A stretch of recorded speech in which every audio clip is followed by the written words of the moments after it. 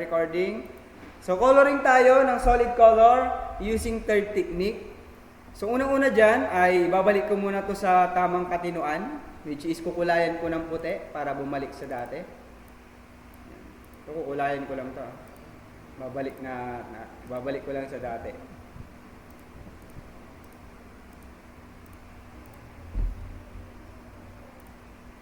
So, paano po itong third technique? Using selection tool and new fill adjustment. So, paano natin ito gagawin? Wait lang ha.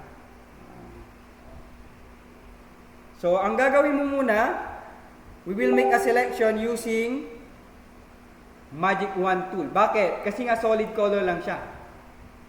So, ano yung same ng color, isa-select mo rin po sa portion na ito sa final output natin. So, kailangan naka-highlights muna siya sa layer.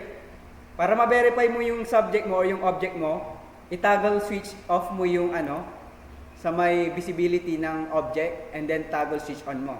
Ibig sabihin, na-verify mo na selected yung object mo. Alright? So, select ko po ito, yung tenga, itong part na to, and then ito. Kasi nga same sila. So, gamit ang Magic Wand tool, select, Shift select din ito, and then ito. Kasi same lang sila ng color. Next na gagawin mo dyan, pag new fill adjustment, pupunta ka dito. Sa may create new fill or adjustment layer. Create new fill or adjustment layer, click natin yon. May lalabas dyan, hanapin po natin yung solid color.